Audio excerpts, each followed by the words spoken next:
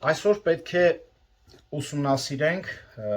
առաջի Պետրոս 3-րդ գլուխ 18-ից 20 համարները, բազմաթիվ խնդրանքներ կար եւ նաեւ, ինչպես ասացի, շատ-շատերին է հետաքրքիր, թե այս թեման, ընդհանրապես այս խոսքը ում է վերաբերվում։ Եկեք նախ կարդանք տեքստը, որը որ տեսնում ենք այստեղ, ավելի շուտ գիտեք ոնց կանենք, 18 համարից այսպես է սկսում, որովհետև Քրիստոսը նույնպես մեկ անգամ չարչարվեց մեղքի համար,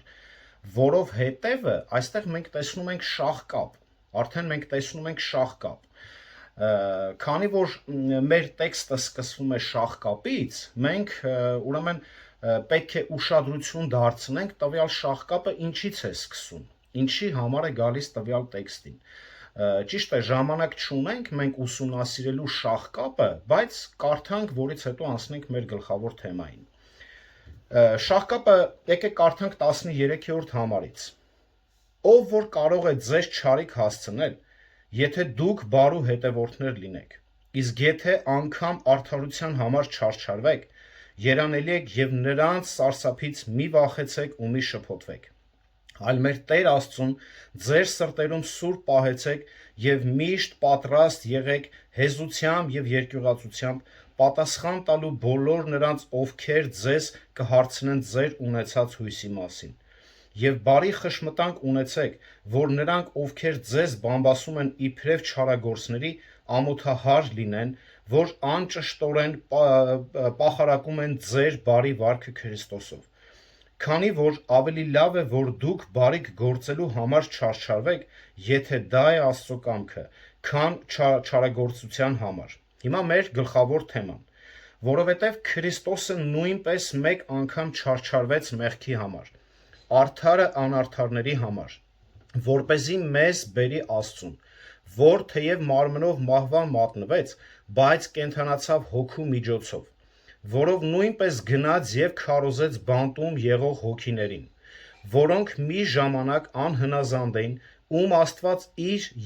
երկայնամտությամբ համբերում էր Նոյի օրերին, երբ տապանն էր պատրաստում, որի մեջ քչերը, այսինքն 8 հոգի փրկվեցին ջրով։ Ամեն։ Այստեղ տեքստը բաժանել եմ 3 մասերի։ Առաջինը տեսնում ենք 18 համարում, Քրիստոսի չարչարանքի նպատակը, որ արդարը իր մահով, իր չարչարանքով, մահվան միջոցով արդարներին բերի դեպի Աստծուն։ Երկրորդը տեսնում ենք արդեն 19-րդ համարում, Քրիստոսի հաղթանակի հռչակումն ենք տեսնում, փակագծերը փոքր ինչ հետո կբացեմ։ Եվ երրորդ հատվածում բացահայտում է, թե ովքեր են այդ հոգիները։ Այս տեքստի գլխավոր միտքը հետևյալն է. Արդար Քրիստոսը չարչարվեց մեղավորների համար, որպեսզի նրանց բերի Աստծուն եւ իր հոգով հռչակեց դիվային աշխարհին իր հաղթանակը։ Տեքստը մի քիչ փոքր ինչ բարդ է, բայց կխնդրեմ ուշադրությամբ հետևել։ Թեև Քրիստոսը շատ չարչարանքներ կրեց, մահացավ շատ ամոթալի ձևով, բայց մենք պետք է նրան երկրպագենք եւ պատմենք ուրիշներին որպես հարություն առած Հիսուսի։ Եւ մեր ուրախությունով բաժնեկցենք բոլորի հետ, որ հաղթել է թե մեղքին եւ թե մահվանը։ Այո, ոչ բոլորն են արյուն թափելու չափ պայքարում մեղքի դեմ, ինչպես ասում է Եբրայեցիների 12:4-ը, բայց հավատացյալների մեծամասնությունը չի մարտիրոսվում, ինչպես 1-ից 3-րդ դարերում, բայց դե մահանում են, որովհետև մեղքի վարձքը մահն է։ Հռոմեացիս 6:23։ Բոլոր մարդիկ մահանում են, որովհետև արժանի են դրան։ Դա արդարացի է, որովհետև բոլորն էլ մեղավոր են, բայց Քրիստոսը արժանի չէր մահվան, դա անարժան մահ էր նրա համար, բայց մեռավ մեր մեղքերի համար։ Մեր մեղքերը դարձավ Քրիստոսի մահվան պատճառը 18-րդ համարում, որովհետև նույնպես Քրիստոսը մեկ անգամ չարչարվեց, ասում է մեղքի համար։ Բայց Քրիստոսը հոժարակամբ չարչարվեց հանուն մեղավորների։ Կարդամ ձեզ մի քանի համարներ, որից հետո սկսենք մեր մեկնաբանությունները։ Հովհաննես առաջի գլուխ 29 համարում ասում է. Հաջորդ օրը Հովհաննեսը տեսավ Հիսուսին, որ գալիս էր իր մոտ ու ասաց. Ահա Աստծո գառը, որ իր վրա է վերցնում աշխարհի մեղքը։ Հովհաննես 10-րդ գլուխ 11 համարում ասում է. Ես եմ բարի հովիվը իր կյանքը տալիս է ոչխարների համար։ Հովհաննես 10-րդ գլուխ 15 համարում ասում է. Ինչպես հայրն է ինձ ճանաչում, ես էլ ճանաչում եմ իմ հորը եւ իմ կյանքը տալիս եմ իմ ոչխարների համար։ Առաջի Կորինթացիների 15:3-ում այսպես է ասում. Նախ ես ձեզ ավանդեցի այն, ինչ ինքս ընդունեցի, որ Քրիստոսը, Պողոսն է ասում, Քրիստոսը մեր մեղքերի համար մեռավ համաձայն գրքերի։ Նմանատիպ համարները չափազանց շատ են, բայց Պետրոսը նշում է կարևորը 2-րդ գլուխ 22 համարում։ Նա Քրիստոսը ոչ մի մեղք չգործեց եւ նրա բերանում ոչ մի նենգություն չգտնվեց։ Նա երբեք չի մտածել, ասել կամ արել այնպիսի բան, որը հաճելի չէր լինի Աստծուն։ Այլ ընդհակառակը 2 Կորինթացիների 5-րդ գլուխ 21 համարում ասում է. որովհետև Աստված նրան, որ մեղքը չէր ճանաչում, մեզ համար մեղավոր արեց, որպեսզի մենք նրանով Աստծո արդարները լինենք։ Այսպիսով Հիսուսը մահացավ մեղքերի համար, մեղավորների համար եւ նպատակը ցույց է տալիս 18-րդ համարում, որպեսզի մեզ բերի Աստծուն։ Քրիստոսը դարձավ զոհ, հին ուխտի այն բոլոր փոխարինող զոհերի, որպես կատարյալ զոհ։ Համաձայն հոր փրկագնման նպատակների մինչև աշխարհի ստեղծումը։ Գործք առաքելոցում տեսեք այսպես է գրում Գործք առաքելոց 4-րդ գլուխը 27-ից 28 համարները։ Արդարև քո սուրբ զավակի Հիսուսի դեմ, ում դու օծեցիր, հավաքվեցին եւ Հերովդեսը եւ Պոնտացի Պիղատոսը, հեթանոսների եւ Իսրայելի ժողովրդի հետ միասին, որպեսզի անեն այն, ինչ քո ձեռքը եւ խորհուրդը նախապես սահմանել էին, որ այս ամենը լիներ։ Նախապես սահմանել էին։ 2 Տիմոթեոս առաջի գլուխ 9-րդ համարում այսպես է ասում, որ փրկեց մեզ եւ սուրբ կոչումով կանչեց, ոչ ըստ մեր գործերի, այլ ըստ իր կամքի ու շնորհի, որ Քրիստոս Հիսուսով տրվեց մեզ հավիտենական ժամանակներից առաջ։ Մեղքի մասին շատ ավելի կա ասելու Սուրբ գրքի այլ հատվածներում, բայց այստեղ Պողոսը իր ուշադրությանն է հրավիրում գործնական կողմի վրա։ Նա որպես մի օրինակ է բերում Հիսուսի անարդարացիորեն կրած տառապանքն ու մահը, որ հանգեցրեց եզրափակիչ փրկության հենց հաղթանակը։ Եվ սա պետք է մեծ խրախուսանք լինի անարդարացիորեն տառապող քրիստոնյաների համար։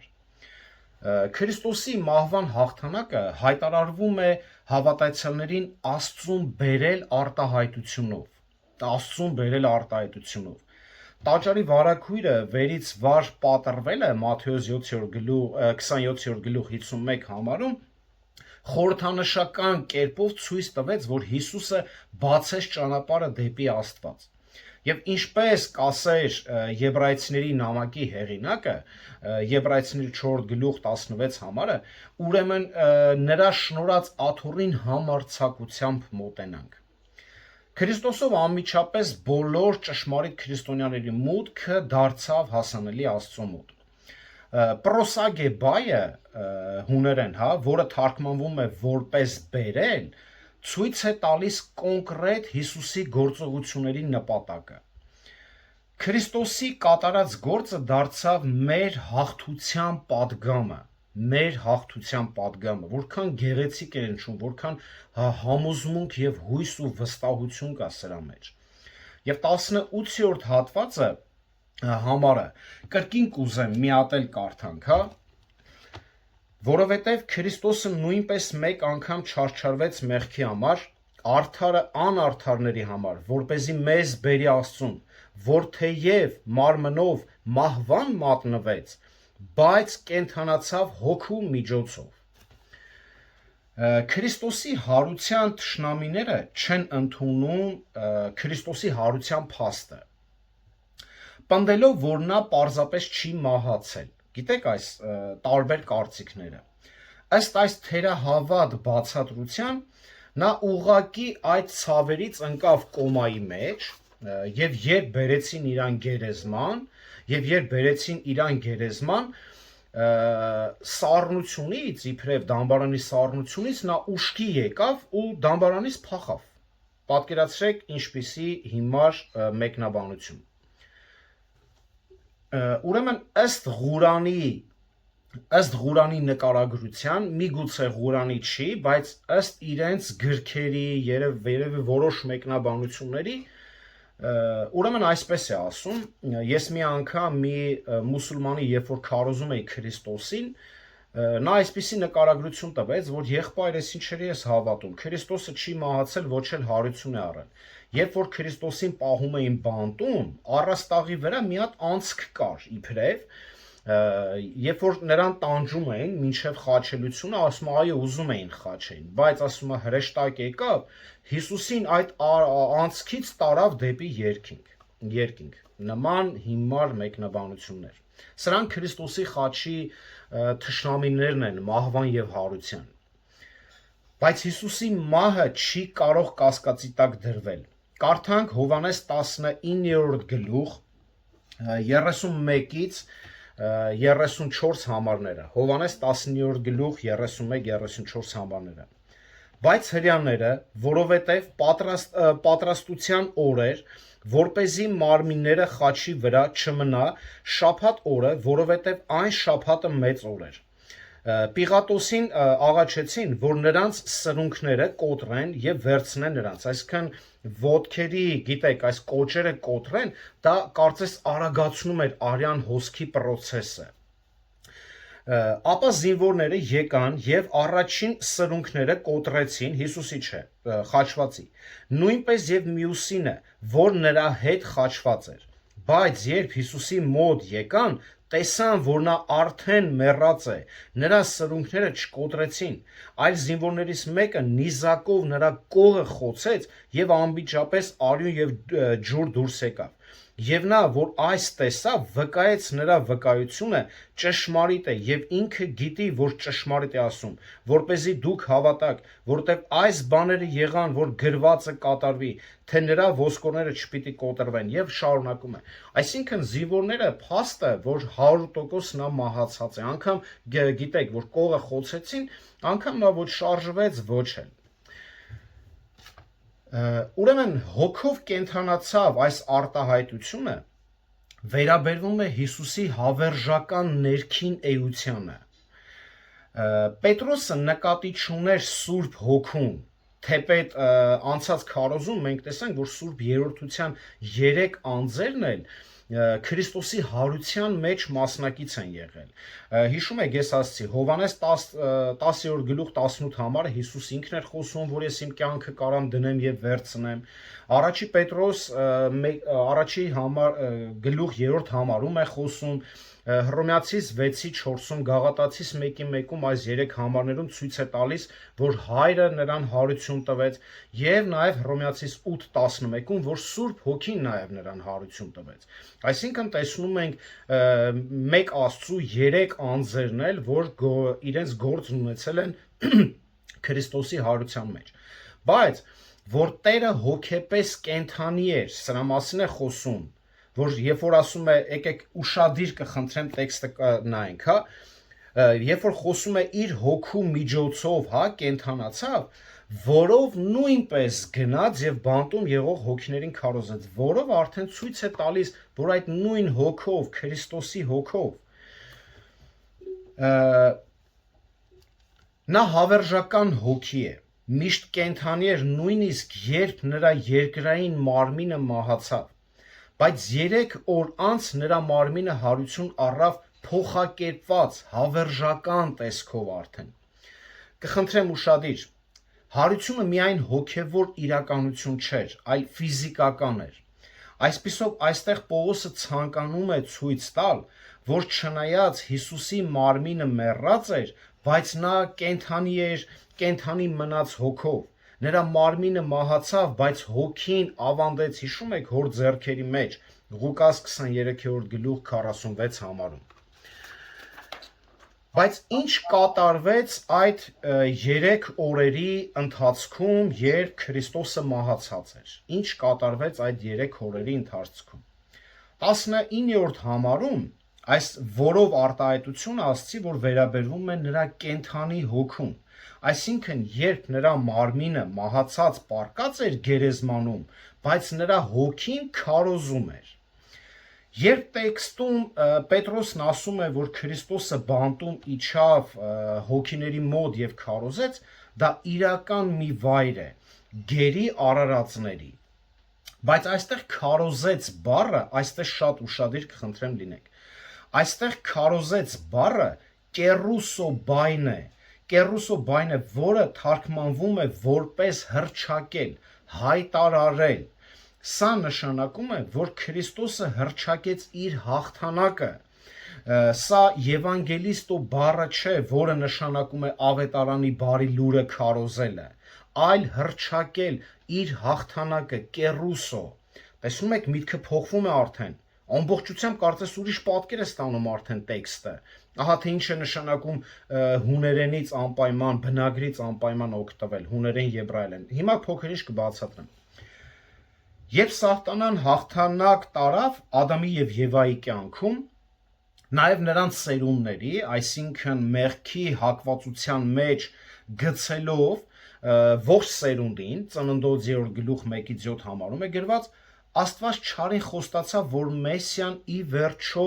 ջախջախիչ հաղթանակ պետք է տանի, թեպետ նա պետք է խայթի գարշապարը, Ծննդոց 3:15։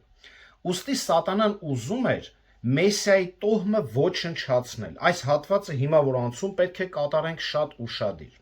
Սատանան ուզում էր Մեսիայի տոհմը ոչնչացնել։ Սկզբում նա Կայենի միջոցով սպանեց Աբելին։ Ծննդոց 4 գլուխ 8-րդ համար։ Հետո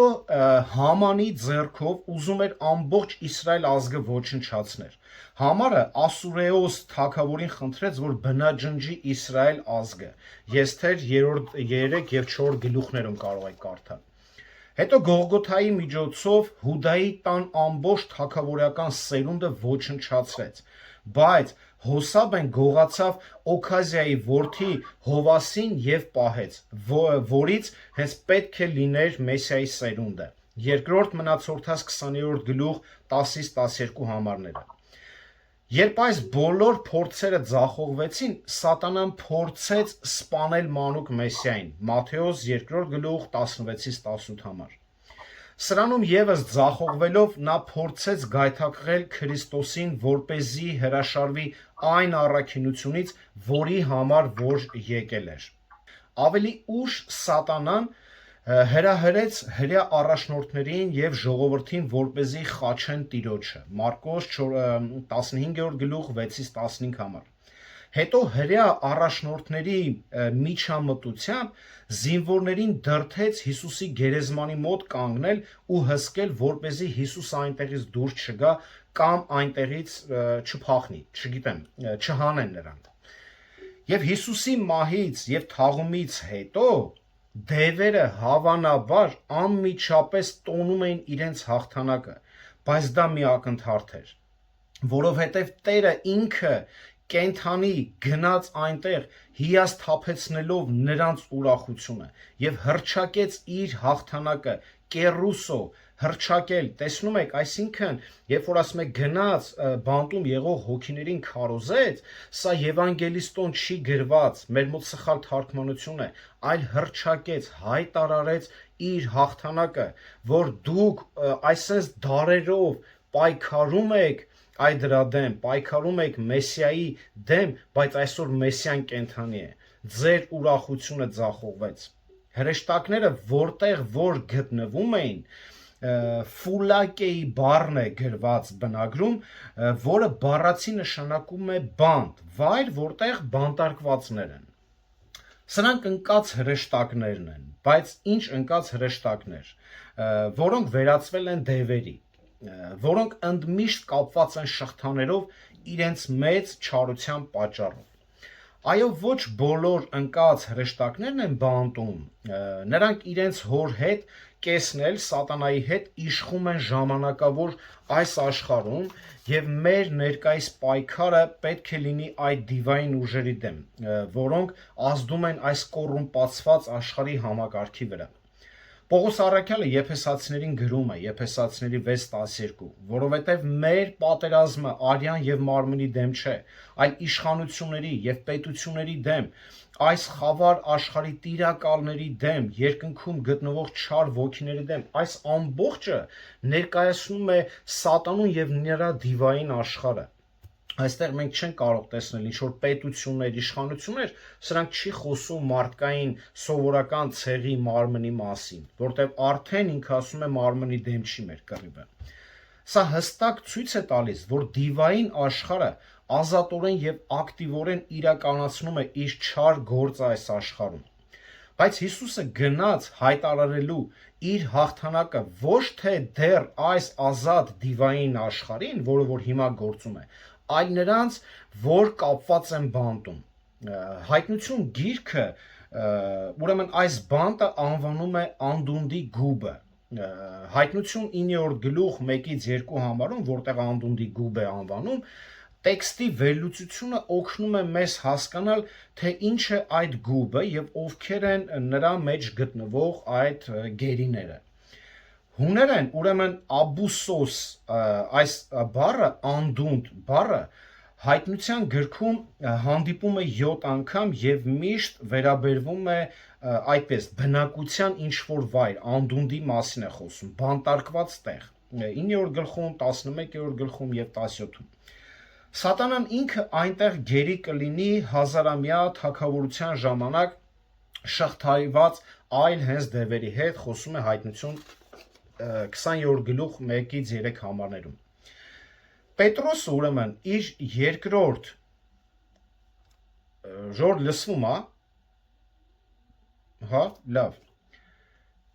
Պետրոսը իր երկրորդ նամակում գրում է, որ Աստված իր ինքնիշխանությամբ մեղանչած հրեշտակներին նետել է դժոխք պահելով դատաստանի համար։ Երկրորդ Պետրոս 2-րդ գլուխ 4 համարում այսպես է ասում.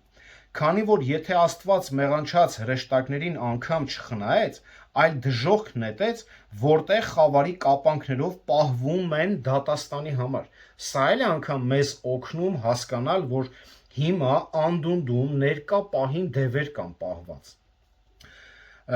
Ուրեմն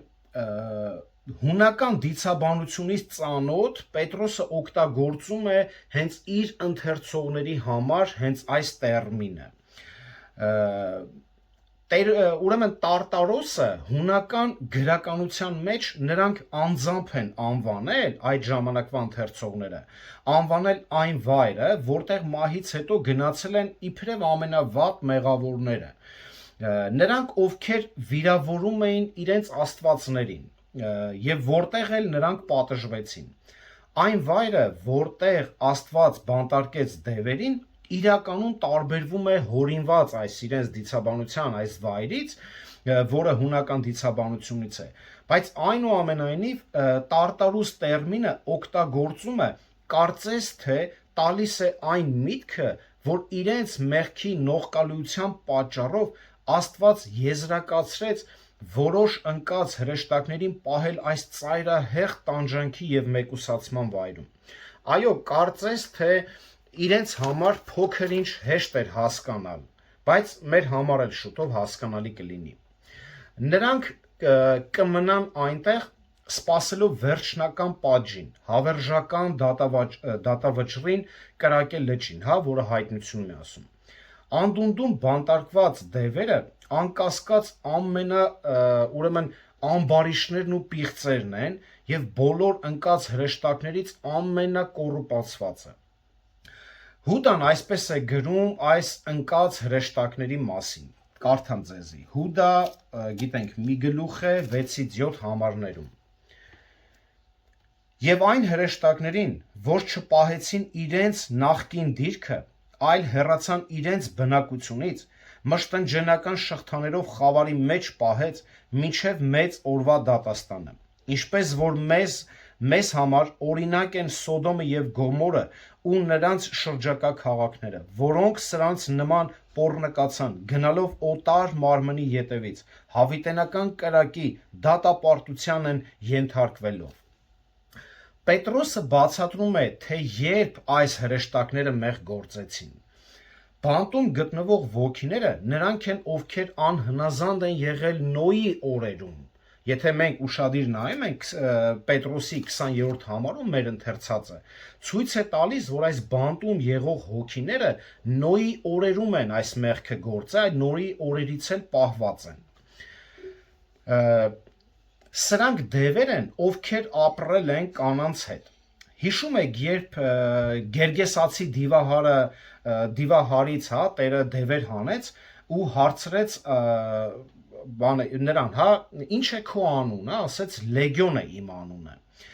որովհետև ասում են նրա մեջ շատ դևեր կան։ Ուրեմն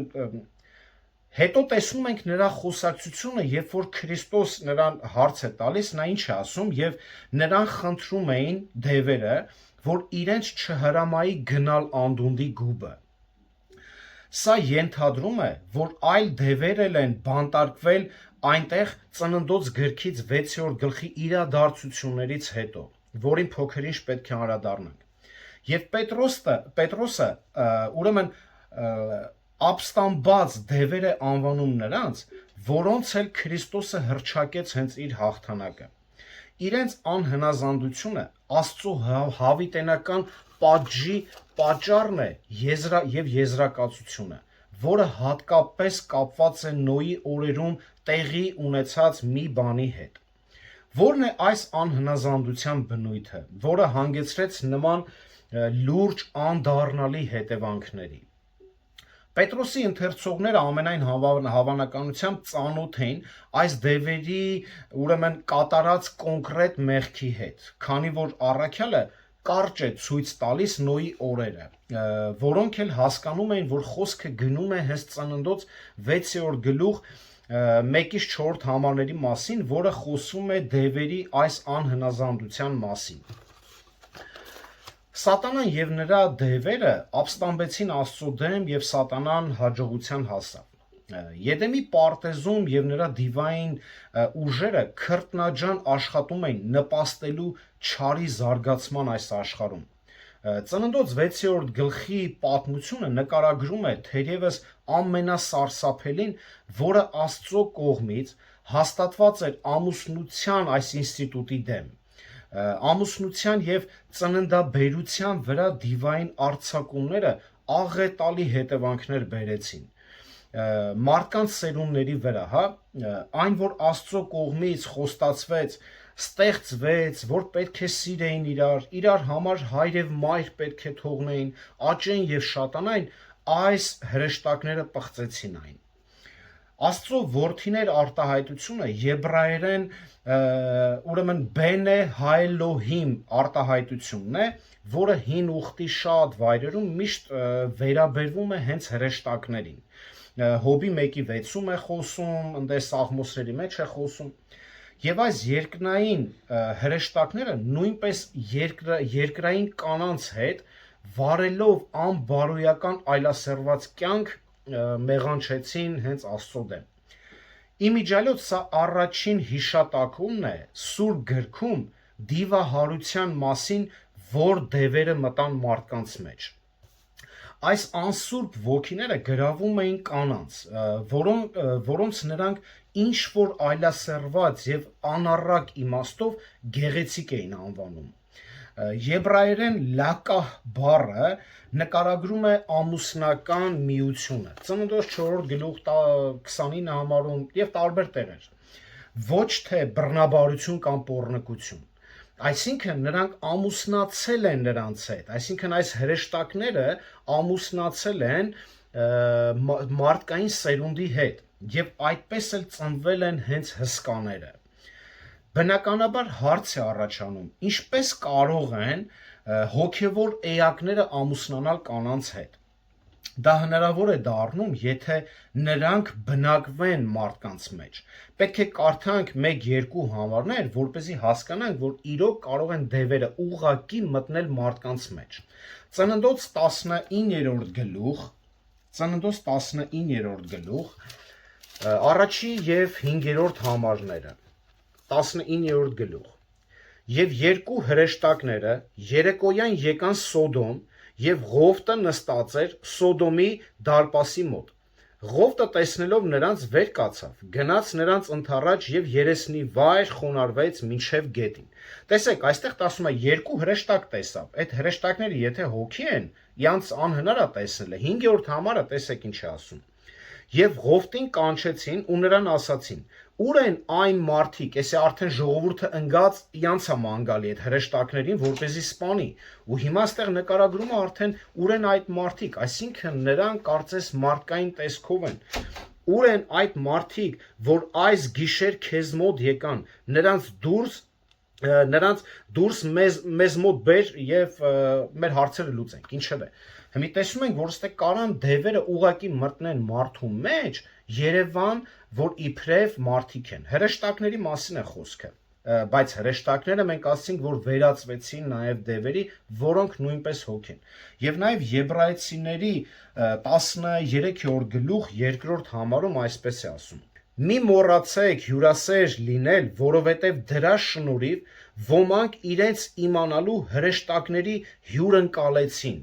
Այսինքն հրեշտակները մարդկային տեսքով հյուրընկալեցին մարդկանց։ Պատկերացնում եք ինչի մասին է խոսքը։ Ծննդոց 6-րդ գլուխ, ուրեմն 5-ից 7 համարներում նկարագրում է Աստծո բարկությունը այն ամենի վերաբերյալ, բայց պետք է կարդանք Ծննդոց հենց 6-րդ գլուխ 1-ից մինչև 7-րդ համարները։ Երբ է այս ամենը տեղի ունեցել։ Եվ եղավ, երբ մարդիկ սկսեցին բազմանալ երկրի վրա եւ աղջիկներ ունեցան, Աստծո որդիները, այստեղ հենց նկարագրում է այդ հրեշտակներին։ Աստծո որդիները, տեսնելով մարդկանց աղջիկներին, որ գեղեցիկ էին, իրենց համար կին էին առնում նրանց, որոնց ընտրում էին։ Եվ Տերն ասաց. իմ հոգին մարդու հետ միշտ չի մարտնչելու, քանի որ նա նաև մարմին է, թող նրա օրերը 120 տարի լինեն։ Հսկաներ կային այդ օրերում երկրի վրա եւ դրանից հետո էլ երբ Աստծո որդիները մարդկանց դուստրերին էին մերձանում եւ նրանք իրենց համար երեխաներ էին բերում, սրանք հզոր մարդիկ դարձան, որոնք հնուց ի վեր անվանի էին։ Սա հենց այդ մարդիկ են եւ այստեղ տեսնում ենք արդեն Աստծո բարկությունը։ Եվ Աստված տեսավ, որ մեծ է մարդկանց չարությունը երկրի վրա, եւ նրանց սրտի խորհուրդները բոլոր գաղափարները չար էին ամեն օր։ Այն ժամանակ Տերը զղջաց, որ մարդկանց ստեղծեց երկրի վրա եւ տրտմեց իր սրտում։ Եվ Տեր Աստվածն ասաց. երկրի երեսից ջնջելու է մարդուն, որին ստեղծեցին մարդուց մինչև անասունը, մինչև սողունը եւ մինչև երկնքի թռչունը, որովհետեւ զղջում եմ, որ նրանց ստեղծել եմ։ Իմ իջայլոց ասեմ, շատ կարևոր է, հա, այստեղ զղջում բառը բնագրում չի գրված, հենց զղջում։ Այսինքն ոնց, ստացվում է, որ Աստված չէր հաշվարկել ինչ պետք է լինի, հիմա ստեղծեց, անակնկալի եկավ, բնագրում գրված է, ոչ թե Աստված զղջաց, որ մարդ ստեղծեց, Աստված ցավը զգաց, սրանք տարբեր հասկացողություններ են։ Ցավը զգաց, որ ստեղծեց մարդուն, իր կերպարով, ռունգերին իր շունչը փչեց, բայց այսօր մարդիկ ապստամբեցին։ Ահա թե ինչն էր պատճառը ջրեղեղի։ Տեսնում եք։ Ուրեմն այս չար դիվահար մարդիկ վերարտադրել են համապատասխան սերունդ, ներսից փչացած եւ դրսից ենթակա միայն ոչնչացման։ Ուրեմն շարունակենք կարդալ Ծննդոց 6-րդ գլուխ 11-ից 13 համարը։ Ուրեմն երկիրն Աստծո առջև ապականվել էր եւ երկիրը վայրագությամբ էր լցվել եւ Աստված նայեց երկրին եւ ահա այն ապականված էր, որովհետեւ ամեն մարմին ապականել էր իր ճանապարհը երկրի վրա։ Եվ Աստված ասաց Նոյին. եկել է բոլոր մարմինների վերջն իմ առաջ, որովհետև երկիրը նրանց պատճառով վայրագությամբ է լցվել, եւ ահա ես նրանց կործանելու եմ երկրի վրա։ Փաստը, որ թե ինչու համար Աստված բերեց ոչ թե միայն այդ հրեշտակների, ոչ, այլ ամբողջ աշխարհն էր պղծվել։ Եվ Աստծո բարկությունը մարդկանց վրա հասավ ջրեղեղի հենց պատճով, երբ Աստված կործանեց բոլոր այս պիղծ ժողովրդին բացի 8 հոգուց։ Եվ այդ օրերին մինչ օրս, այդ օրերից սկսած մինչ օրս շղթայված են այս դիվային աշխարհը անդունդի այս գուբի մեջ եւ պահվում են մեծ դատաստանի համար, որոնց հավիտենական պատիժը կլինի հավիտենական կրակելիճը։ Եվ Հուդան իր նամակում նույն զուգահեռներն է տանում, որը որ կարդացինք, Նոյի օրերը Սոդոմ Գոմորի հետ։ Այս չար ոգիները այնքան էին տարված այլասերվածությամբ, որ անցան Աստծո համբերատարության այս համբերության սահմանները։ Նույնիսկ Նոյը 120 տարի տապանը կառուցելու հետ զուգահեռ քարոզում էր նրանց, որ դարձի գան, ապաշխարեն, խուսափեն Աստծո դատաստանից, բայց ոչ ոք նրանց չէր լսում։ Նրանք տարված էին իրանց հաճույքներով, իրանց վայելքներով եւ իրենց մարմնական ցանկություններով։ Մեկ կարևոր բան կա շեշտելու, լավ, վերջում կշեշտեմ։ Այդ պայծ սկսած դևերը, ովքեր գործեցին այս նողկալի մեղքը, կապվեցին եւ բանտ նետվեցին։ Եվ երբ Հիսուսը մահացավ Գողգոթայի խաչի վրա, նրանք երևի կարծում էին, որ նա կորցրել է իր իշխանությունը իրենց վրա, բայց Տերը եկավ այնտեղ եւ հայտարարեց իր հաղթանակը, հայտարարեց, կեռուսո, հռչակեց, որ դուք պարտված եք։ Պողոս այստեղ գրում է Կողոսացիների 2:15-ում, կուզեմ անպայման կարդանք այդ համարը, Կողոսացիների 2:15-ում այսպես է գրում.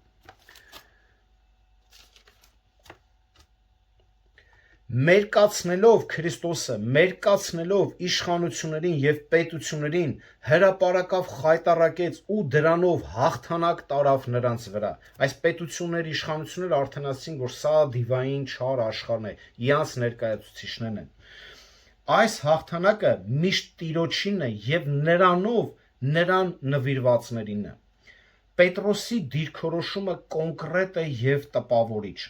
Երբ 3-րդ գլուխ 14 համարում ասում է, կրկին պետք է կարդամ, 3-րդ գլուխ 14 համար, իսկ եթե անգամ արդարության համար չարչարվեք, երանելի եք եւ նրանց սարսափից մի վախեցեք ու մի շփոթվեք, եթե երանելիության համար չարչարվեք։ Բոլոր քրիստոնյաները, ովքեր տառապում են այս կյանքում Քրիստոսի համար, սրբության, արդարության համար, կարող են մխիթարվել այն փաստով, որ սա ողբերգություն չէ, այլ ճանապարհ է դեպի հոգևոր հաղթանակի։ Նման հաղթանակի անզուգական օրինակ է տվել Տերն ինքը, երբ անարդարացիորեն տառապեց եւ այսպիսով հաղթեց մեղքին եւ դիվային ամբողջ աշխարհին։ Առաջի Պետրոս 3-րդ գլուխ 22 համար այսպես է ասում, ավարտում իր միտքը. Եվ երկինք գնաց եւ Աստծո աջ կողմում է, իրեն հնազանդեցնելով հրեշտակներին, իշխանություններին եւ զորություններին։ Իր հաղթանակը տարել է, Հայր Աստծո աջ կողմում նստած է եւ այդ ամբողջը հնազանդվում են իրեն։ Եվ իրոք Աստված օգտագործում է մեր անարդար հալածանքը հզոր կերպով իր սուրբ նպատակների համար։ Շատ բան կա խոսալու սատանայի եւ նրա դևերի վերաբերյալ ծննդոցից, հին կտակարանից, այլ հատվածներից, Եզեկիելից եւ թե անգամ նոր կտակարանից, բայց այսքանով պետք է սահմանափակվենք եւ հուսանք, որ մի օր Տերը պետք է առիթ տա այլ հատվածներ կուսումնասիրենք, բայց կուզեմ որոշ գործնական քայլեր էլ շեշտենք եւ ավարտենք։ Առաջին գործնական քայլերիդ մեջ միշտ հիշիր, որ Տերը ինքը չարչարվեց արդարը անարդարների համար եւ նպատակը որն էր, որ ին եւ քո նման մեղավորներին բերի դեպի Աստված։ Եվ մեզ որտեղից բերի, այդ դա է հենց կարևորը, որտեղից բերի, դժողքի ճանապարհից, մեղքի կապանքներից, որ կապված ենք ես եւ դու, Աստծո դատաստանից, հավիտենական կրակե լճից բերի դեպի Աստված։ Երկրորդ, հիշիր, որ նա Հիսուս Քրիստոսը կենդանի է, երեք, այսօր եւ հավիտյան, եւ հաղթել է թե մեղքին, թե դիվային աշխարհի ողջ համակարգին եւ թե մահվանը։ Բայց այդ նույն Քրիստոսը դատելու է բոլոր անհնազանդներին։ Նա մահացավ մեր մեղքերի համար եւ հարություն առավ, որ էլ մեղք չգործենք, որն էլ տանում է մեզ գործնական երրորդ քայլին։ Միգուցե լինեն հիմա մեր մեջ մարդիկ կամ մեզ հետևող ժողովրդի մեջ, ովքեր անհնազանդ են, ովքեր բռնված են այս պոռնկության ոգով։ Զգուշ եղիր, որ մի օր էլ Տերը քեզ չհայտարարի իր հաղթանակը եւ քո պարտությունը։ Հիշիր Աստծո բարկությունը բոլոր դարաշրջաներում պոռնկության, ապստամբության, անհնազանդության դեմ եւ հիշիր վերջին հավիտենական դատաստանը եւ մի նմանվիր Նոյի օրերի այդ ժողովրդին, երբ լսում էին խոսքը եւ չէին ապաշխարում եւ իրենց չար ճանապարհներից ետ չէին կանգնում։ Հիշիր, որ Աստված իր դատաստանը սկսելու է իր տնից։ Չենք կարող ոչ մեկս խուսափել։ Սիրելի քույր եւ եղբայրս, ապաշխարիր անկեղծ սրտով, գիտակցիր, խորհելով, Տիրոջից օգնություն խնդրելով եւ վստահ եղիր, որ նա քեզ կօգնի։ Նրա սերը անսահման է, ներողամտությանը չափ չկա, բայց զղջումը եւ մեղքից հետ կանգնելն էլ քեզ համար է, կարեւոր է։ Մի կյանք ունենք, որը շուտով կանցնի իր բոլոր հաճույքներով հանդերձ։ Կմնա միայն մի բան՝ այն, ինչ արել ենք Քրիստոսի համար։ Տերը օրհնի բոլորիդ եւ իր խոսքը եկեք աղոթանենք։